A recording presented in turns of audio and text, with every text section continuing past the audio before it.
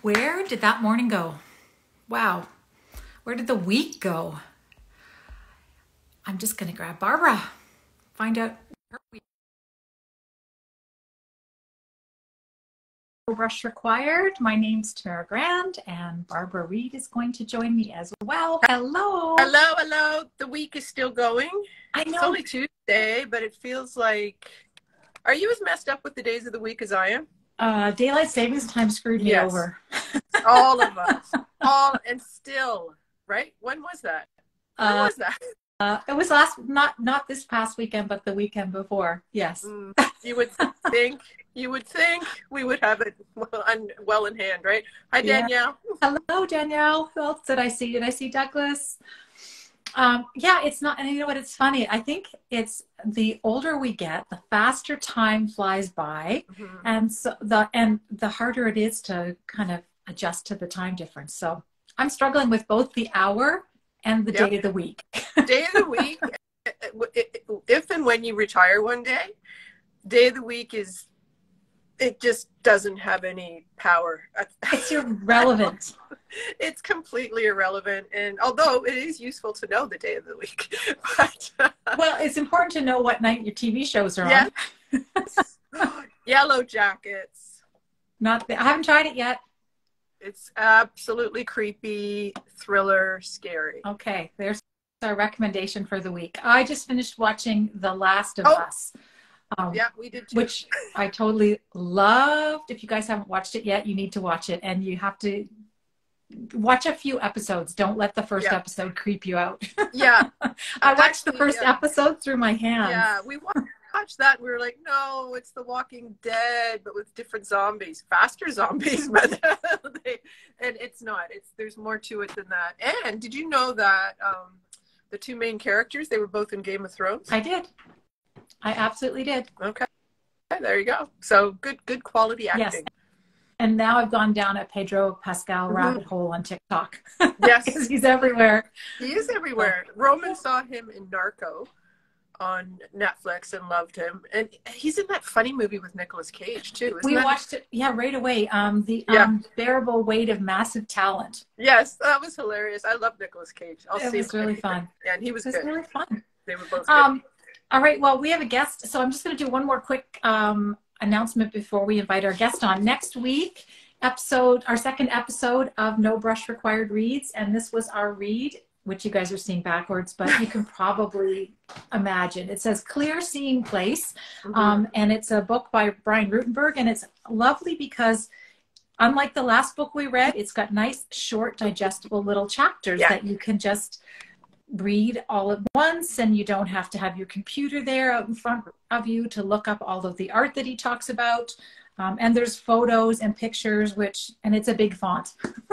all good things. And I'm about to reread it. So I read it once in like an afternoon, and I'm going to reread it again this weekend so it's fresh. But I laughed out loud. I just loved his story. It's wonderful. It is. And I love his... one of the first things he says is one of the most important things you need is a locked door. Yes. I don't have that. I'd have to lock Roman out. Yes. But I get it. Like, it's psychological too. It's not just like a physical thing. It absolutely is. I'm much more free in my painting now that the boys aren't home, and I'm not waiting for someone to walk into my studio behind me all the time and go, ooh, I see a goose in that painting. Do you know what? A goose with a headband, that last one you did. He's like Rambo. Yeah, my husband saw something completely different in it, so it's not staying how it is. That was just a start. Yeah. You can't, no. Yeah. Okay, so how that works, if you read the book and we'll chat about it, and we'll invite anybody who wants to pop on live with us to join in the conversation, or you can just be shy and type comments in the comments box. And if you don't read the book, you're still allowed to come. Oh, but there will be a test. Yeah, right. And if you're not prepared. That's right. Public shaming. Very public shaming. We'll make you come on camera. For sure. Well, today we have a delightful guest with us. It is Robin Davisson, who many of you will know. We came to know her through friends of ours, through Rena. Diana is a friend of Robin's. And Lisa Woodward is a friend of Robin's. And I am kind of surprised that we waited this long to have her on, given all the things we have in common and how beautiful the people that we have in common and how much her work speaks to me and you and the fact that she's a scientist. And there she is. And there she is. Hi, Robin. Hi. Hi, Robin. Hi. Hello. Welcome. Thanks so much for coming to chat with us today. Thanks for having me. As I said to you, I sort of have been secretly coveting an invitation for a long time. So here we are. Well, we are better late than never. Robin. Don't be intimidated. I'm so excited to be with you guys today. Well, we just have a really meandering conversation, so we aren't going to put you like on the spot or anything, but we do probably both have a lot of questions. So yeah. You're I got a million because I don't know that much about you. So I'm like all ears, and I'll probably ask you like a bazillion, kind of wildfire peppered at you questions. So lay it on me. Okay. So you're in Washington, D.C., right? I am in D.C. Yeah.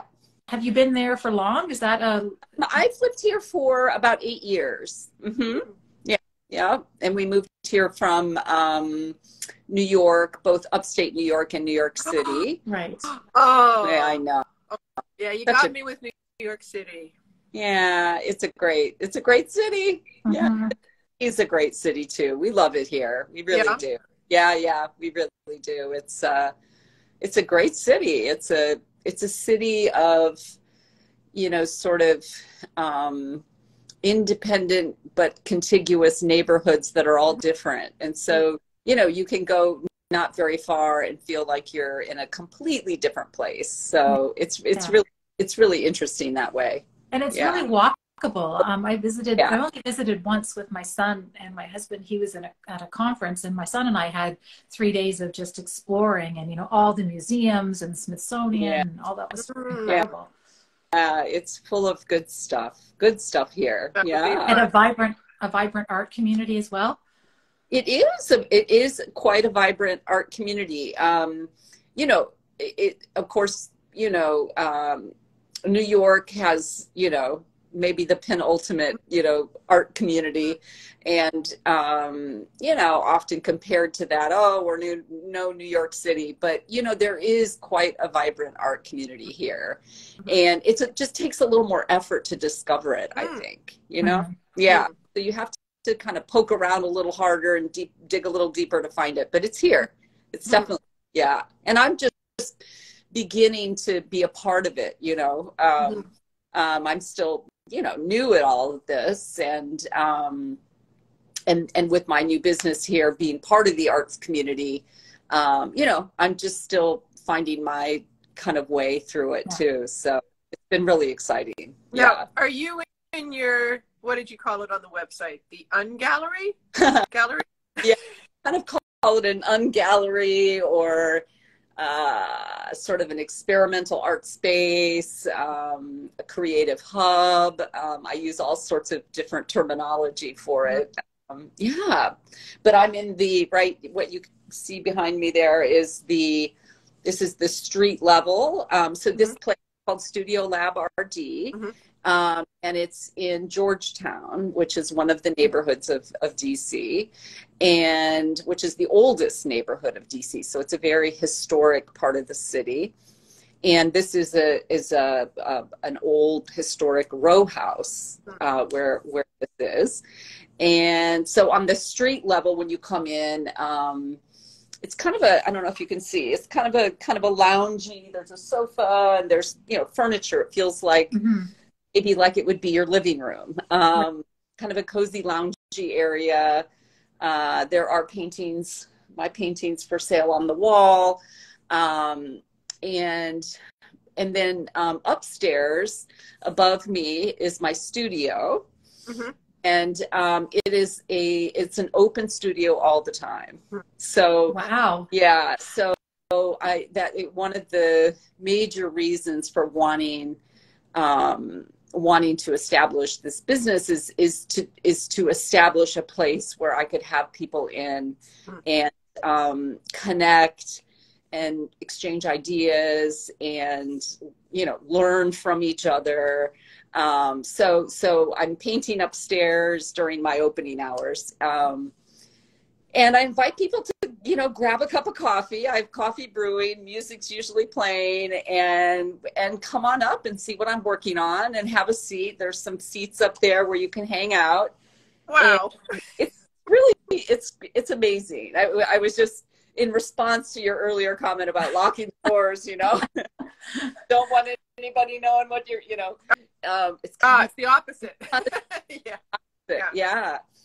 And you know, that was really one of the kind of three main kind of driving concepts behind this, is that it's my own experience. I believe very strongly that when you as a collector, when you purchase a piece of art, that art takes on infinitely more meaning when you've connected with the artist directly. Right. And, you know, I do have gallery representation here in DC at a wonderful gallery called Callaway Fine Arts.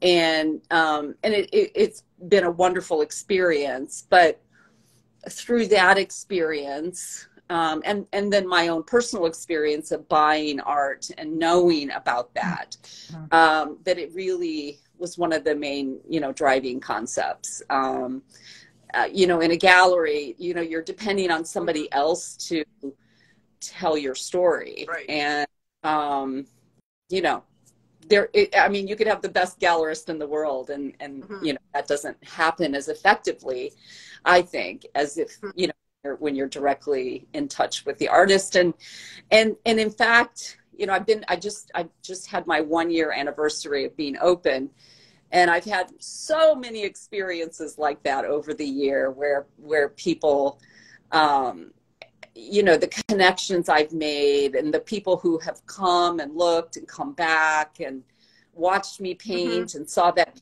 painting kind of be finished and then come back. And, you know, it's been really amazing. Really amazing. So I'm just curious, what does your day look like? Are you in studio pretty much every day? Or do you have a constant flow of people coming in, or are they making appointments and you know when people are going to arrive? Kind of a mix. So I'm open. So I'm here every day except Sunday. I'm open Wednesday to Saturday, 11 to 5. So Mondays and Tuesdays are days where I, you know, do work on my own, but also do a lot of the, you know, the many things that we do beyond creating art, you know, the computer work and all the kind of behind the scenes for running this business. And I do take appointments if somebody's, you know, would like to come on a Monday or a Tuesday. I always, you know, allow that to, you know, we make arrangements.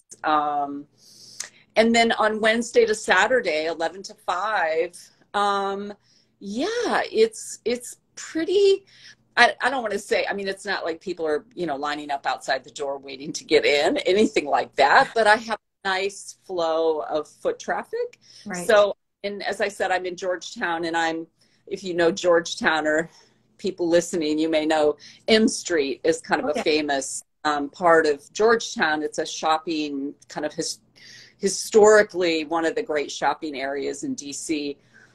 And I'm right off of M Street. So I'm not right off the street. I think that would be crazy. That's got just a zillion people on foot all the time, every day, all hours of the day.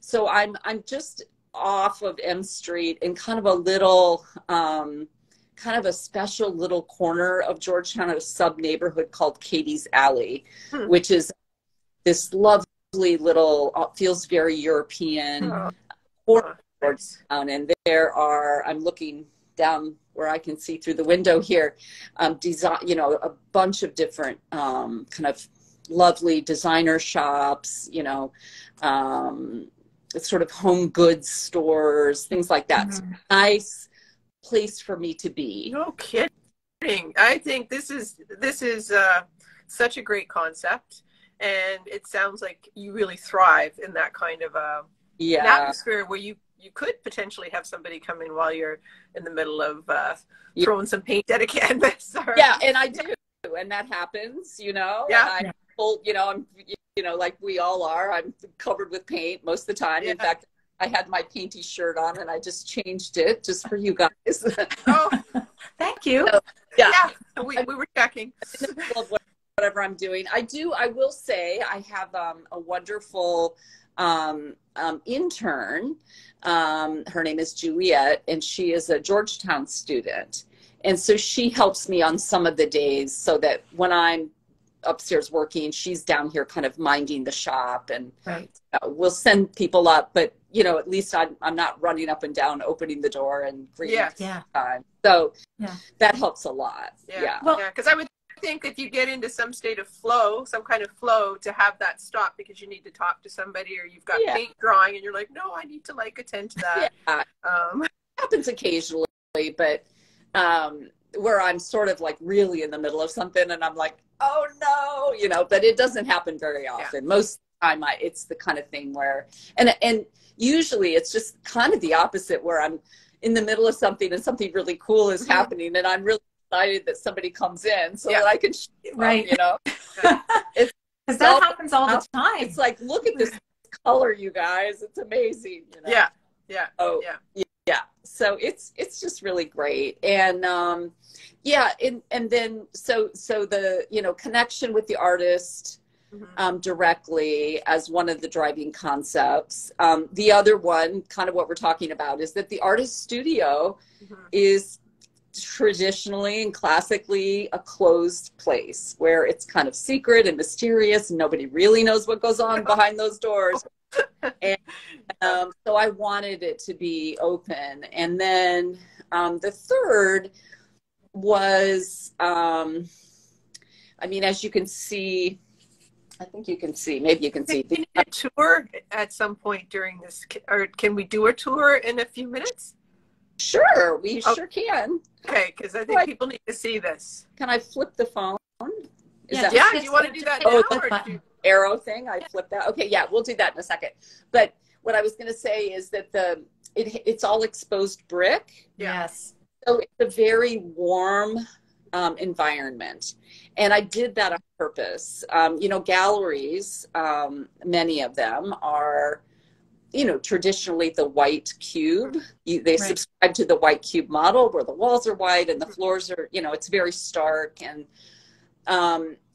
my own personal experience, and I hear this all the time from people when they come in here, that, you know, it can be kind of intimidating, that white cube. Yeah. And so I wanted something, I picked a place on purpose that would feel warm and more like a home, and more like it would feel like, so you can kind of see what it would be like to live with this art in your home.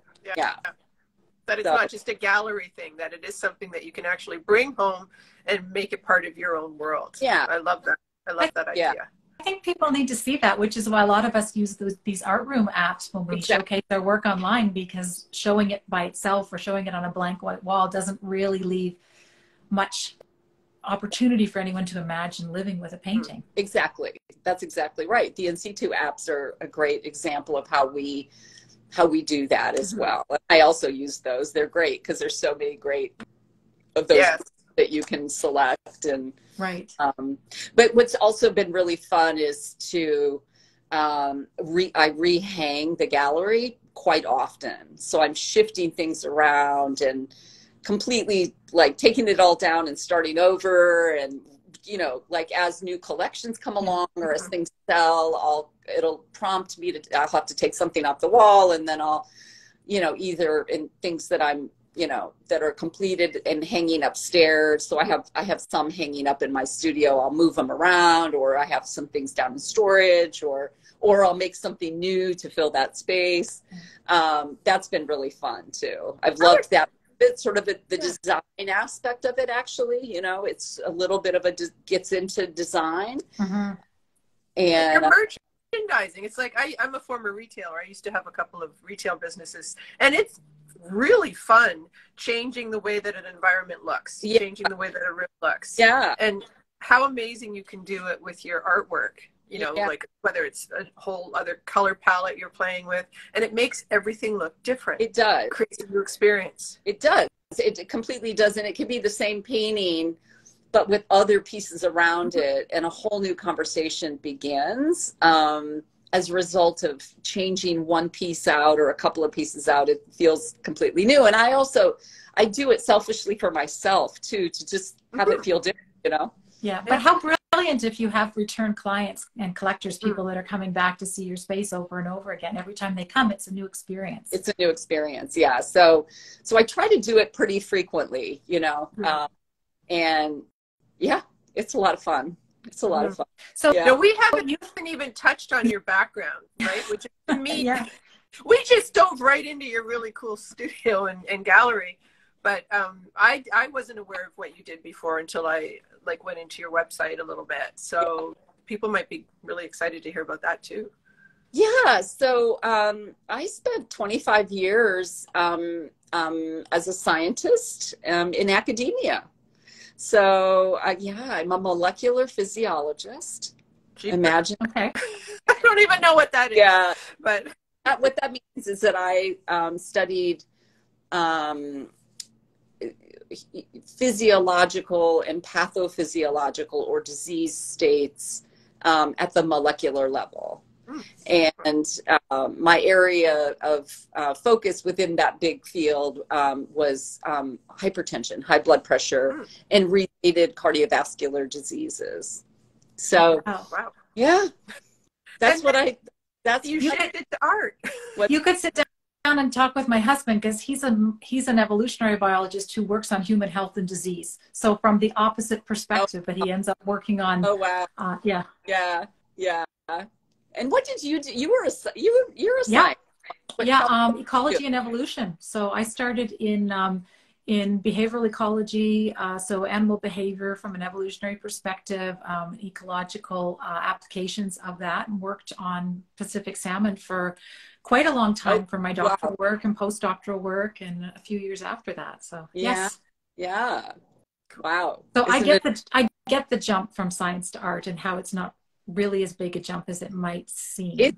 It's not, and I'm glad you said that, because I mean, so often people are just blown away by that, and they, you know, and to be honest, when I think, you know, I have a different perspective now, and I see every day, how their science and art are way more similar than they are different. And you know, and most people think of those as two very different worlds. I just yesterday went to a really interesting talk at the Aspen Institute.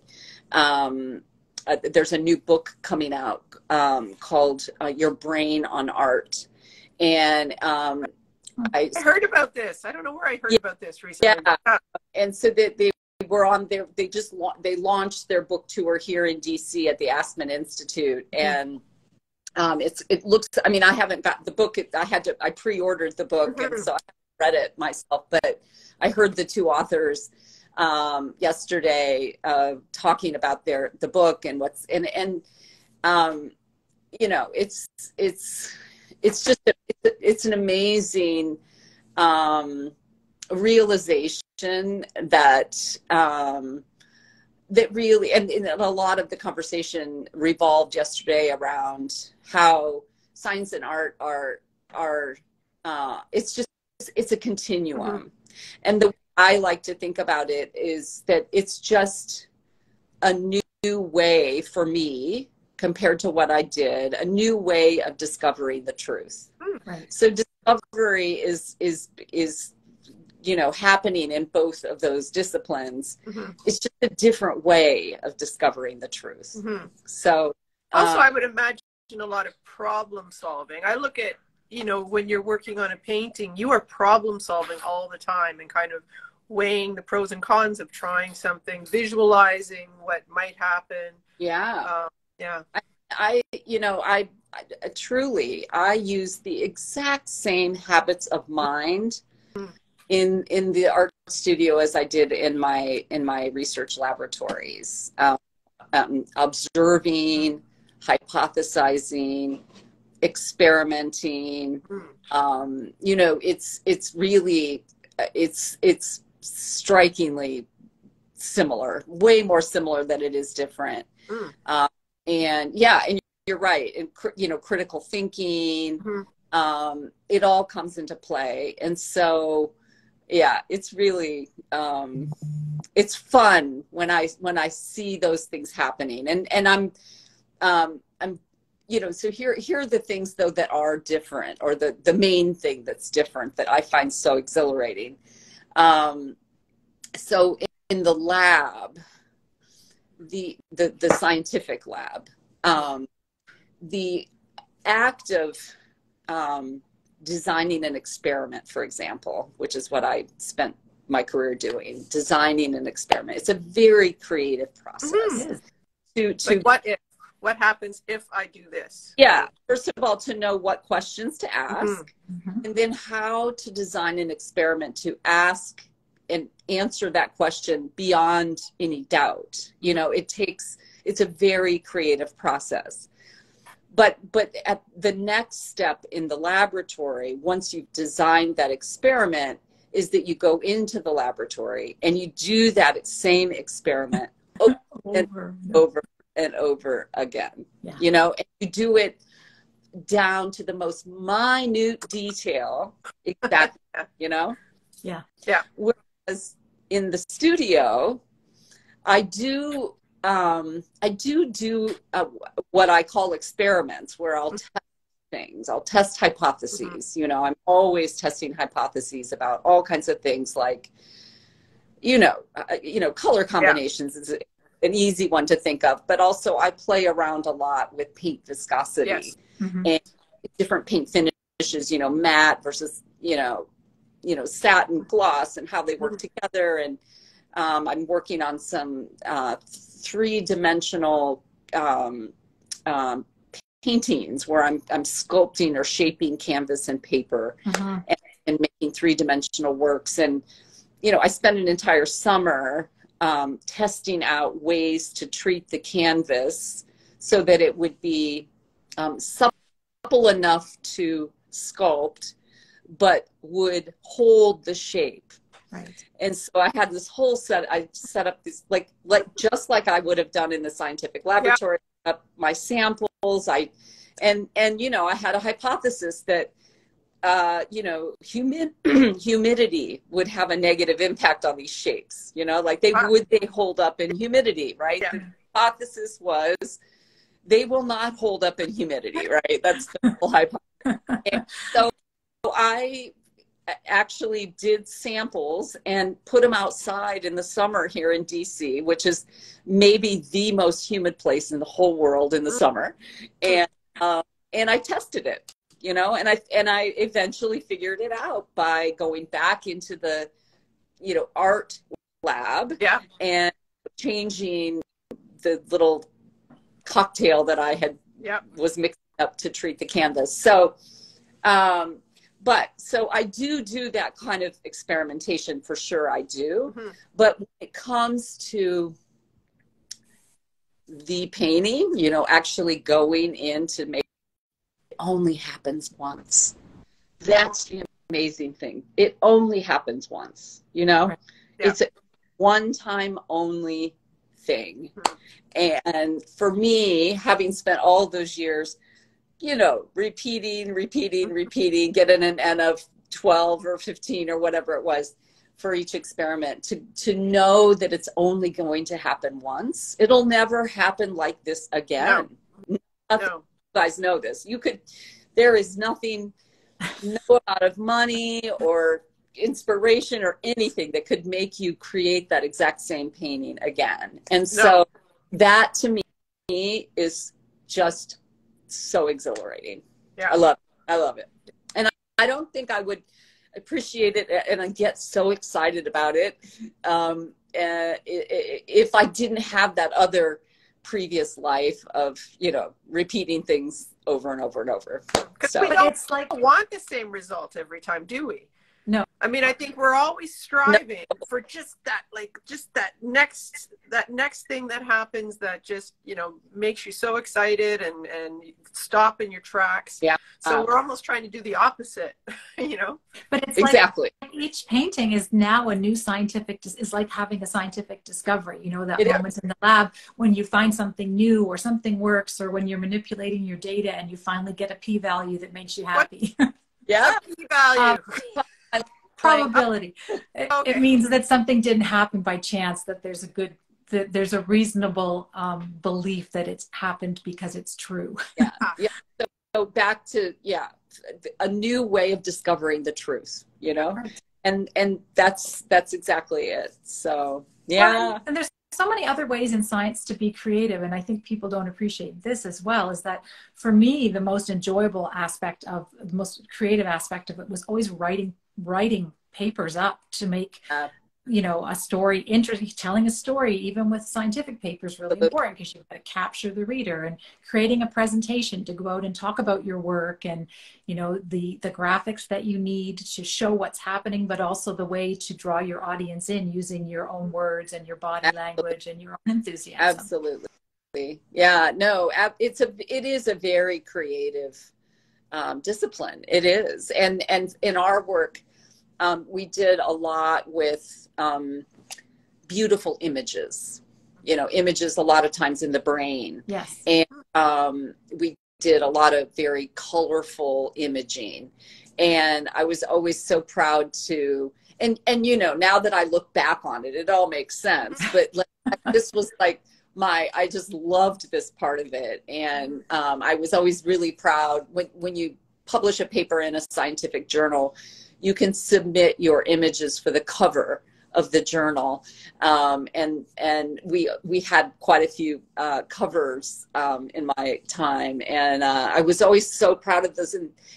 Because I realize now, looking back on it, it all makes sense, you know, but yeah. These, like, photographic images or something that you would see under, I mean, I'm the opposite of a scientist, like something you see under a microscope that you could capture. Things that you see under the microscope, or we did a lot of brain imaging. And so other forms of not a photograph per se, but yeah, an image from a fancy device that would collect those images. So journals like Science and Nature always would go for those types of images, or images from space. Oh, yeah, you know, of galaxies and nebula and new things evolving. Never just like the fish in the fish tank, or. So Robin, what made you switch? Like, what made you go from, you know, a life as a scientist to now a life as an artist? Yeah, what happened? Well, here's what happened.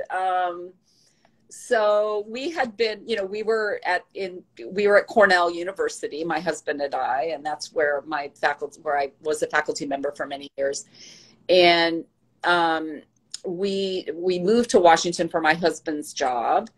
And so we moved here in 2015, but I continued to commute back to Cornell. Wow. I was commuting, and I had a lab both in Ithaca, where the mothership of Cornell is, and then also at the medical school in New York City. Cornell's medical school is in New York City. So I had a dual appointment, and I had labs in both places. And so I was triangulating between DC and Ithaca and New York City a couple times a month. And it was, you know, and I did it for quite a while. And, you know, I got to a point where I knew I wasn't going to be able to continue that.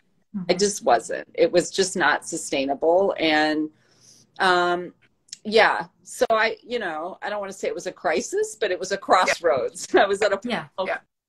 And so I took sabbatical, which, you know, I hadn't really taken sabbatical during my years for a lot of reasons. And so I'd never really done that. And so I took sabbatical, and the first week of my sabbatical, I wanted to mark the time with something very different, like just something totally different than I normally had done for 25 years. I wanted, you know, and I'd always heard I had friends and colleagues who went often to a place called the Penland School. Penland School in it's an art education. That's not a great way to put it, but anyway, it's this magical place in the mountains in North Carolina, not too far from Asheville. Okay. So very artist-oriented community, and they have week-long courses that you can sign up for, and they're of all, you could beginners or experts, or I mean, they have everything from, I mean, you can't imagine anything that they don't have. The glass blowing and metalwork and jewelry making and painting and drawing and textiles and paper making, and I mean everything under the sun. And I always wanted to go there. But by the time I figured out, oh, this is what I'm going to do, at the start of my sabbatical, all the classes had booked up, except like literally 2 classes to choose from. The thing is, it didn't matter. I mean, I didn't care, it could have been anything. I didn't care. But so I picked one, which was a course on book art. So making a beautiful handmade book. And that's what I thought it was. And I thought, oh, that sounds fun. I'll do that. So I go down there, and it was the end of October. It was a beautiful time of year down there. Please. And I mean, it was just magic. And I get there, and we started the course on Sunday night. And it turns out that my course was really, I mean, we did learn some rudimentary things about bookbinding, but it was really a course on creativity and the creative process. Wow. It was like the universe knew I was looking for something else, I think, and so I from the literally an hour into this thing, it's like I had been struck by lightning. And he was talking about these ideas. He was using mixed media, and he was using the book, but it was really just paper, paper, heavy paper, mixed media, paint and mixed media to teach these concepts. And I tell you what, by, that whole week, I mean, I couldn't eat, I couldn't sleep. I was just like, oh my God, what is happening? And so then I came home, and I said to David, my husband, I'm just going to set up this little corner of the dining room table. I'm feeling such a pull about this. I just can't explain it. I don't know what it's about, but I've got to do it. And he was like, of course, go for it. And so, how the story goes, right? The little corner dining room table soon became the whole dining room table, soon became the whole breakfast nook and part of the kitchen. And then I converted a spare bedroom. Yes. you know the story. And and so that's where it all started. And I, the sabbatical got extended. And then, it's about 2 years ago now, coming up on 2 years, I retired. You didn't have to go back after your sabbatical? I sort of did. The main thing I knew that I wasn't going to go back to what I was doing. We'll put it that way.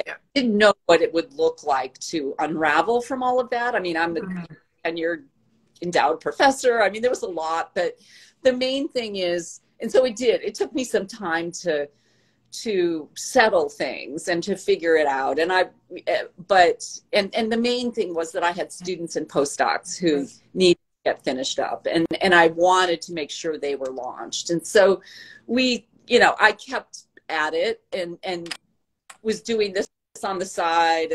But then once I retired, I became professor emerita. So, I was just asking because my husband is 3.5 years from retirement and we have one last sabbatical. So we've been having to do the calculation of when that has to happen because you have to go back, his university, you have to come back for 1 full year after your you can't retire from sabbatical. Yeah. No? Yeah. What I ended up doing, I mean, this is maybe, I don't know if anybody else would be interested, but I went on unpaid leave then.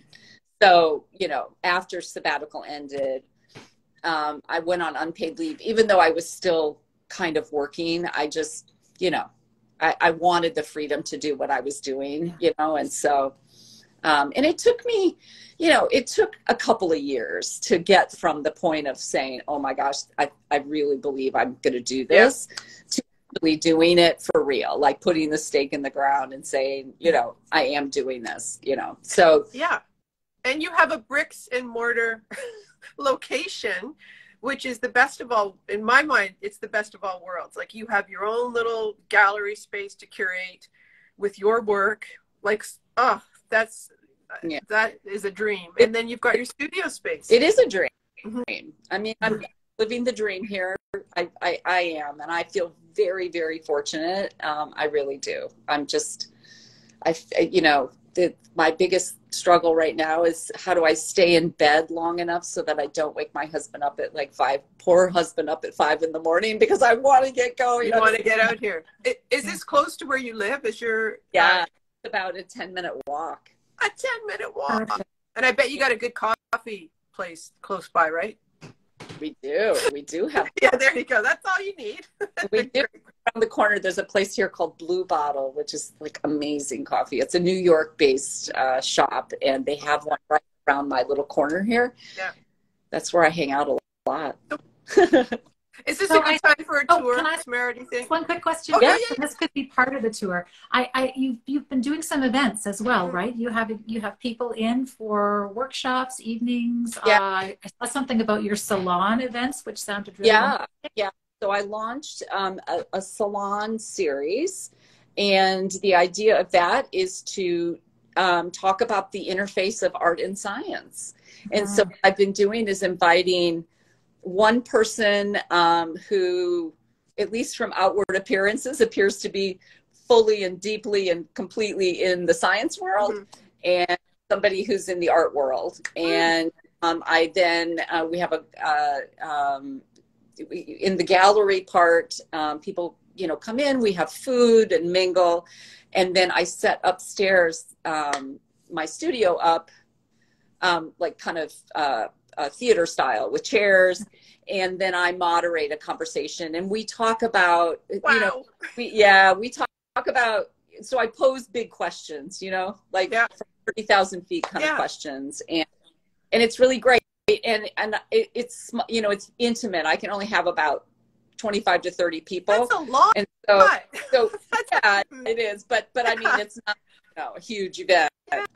So it's what I mean to say is it's intimate, and so people feel very comfortable asking questions. So this last one I did, I had I'm so lucky to have these two guests. I had Dr. Ellen Stofan, who is the Undersecretary for Science at the Smithsonian, but before that, she was a NASA scientist. She's a geoplanetary scientist.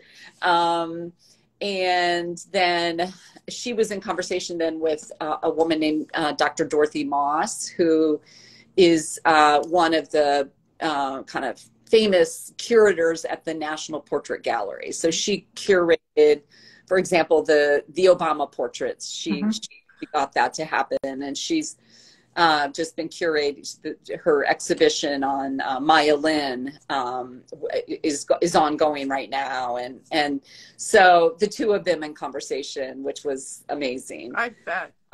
And when I said that thing about what, you know, from outward appearances they look like they're deeply in science and art, well, it turns out Ellen, as we, you know, and I didn't know this, but, you know, a few minutes into the conversation, you know, and I had just introduced her as this, like, you know, one of the great planetary scientists of our generation. And she's, you know, and she is all those things.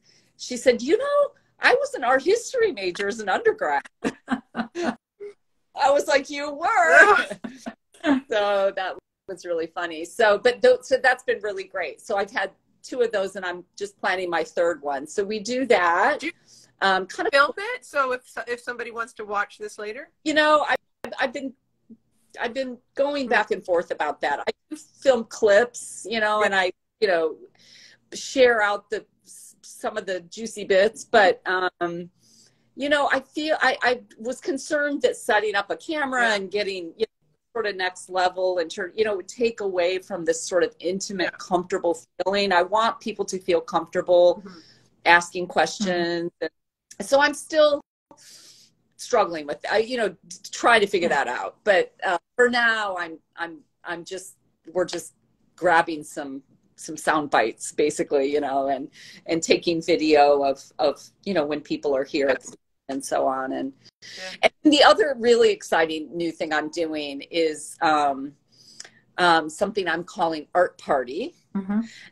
So it's what I've been calling it is a freestyle paint party in studios. So you basically, and it's meant for, groups of people and in celebrations and that kind of thing. So, families, co-workers for team building activity, any kind of group, unit of people, couples for a special date night, that kind of thing, where they come here, they basically rent out the place. A little bit of nice, food that I partner with local vendors here in Georgetown for the food.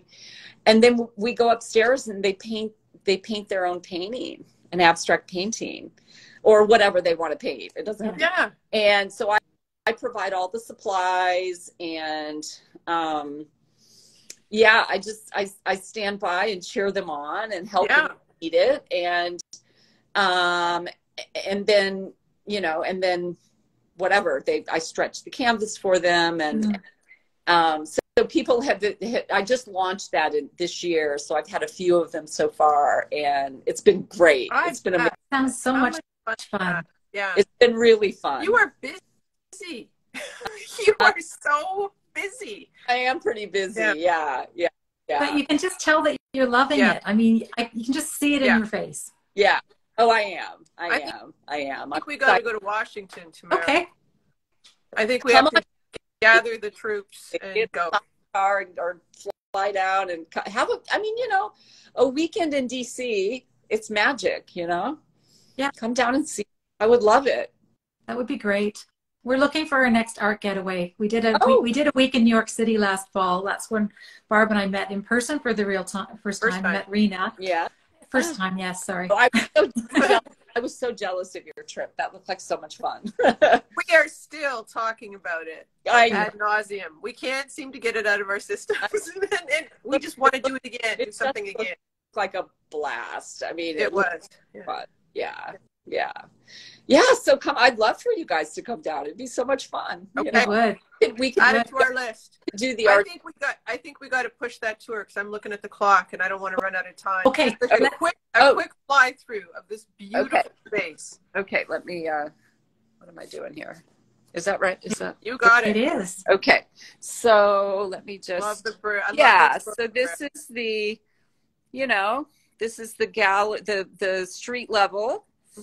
And that's all your artwork. Oh, I love it. It is. Yeah. This is all street level. The all important coffee maker. Yeah. Maker. There'd be a wine there too. Yeah. So I'll take you upstairs. I love the stairs. Oh my gosh. Yeah. Did you guys have much to do in the way of renovations when you moved in? No. Look at this little garden outside. Lovely. Yeah. No, I only had to paint the walls. So the white here, it was like this really hideous color. So I painted. But here's the little view of the stairwell. And then this is my studio, which I didn't know I was taking you up here, but who cares, right? And I'm actually getting ready to launch. So I've been organizing paintings and a couple paintings that I'm working on. Things on the wall. It's a massive space. What is this, like about 1,000 square feet on each floor? It's a total of let's see. Looks big. It's about 2,000.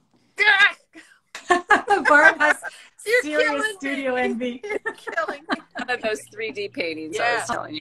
Oh, those are amazing. Gosh, gorgeous. But here, I'm going to take you guys as artists, I'm going to take you to the very best part of this space. I can't imagine what would be better.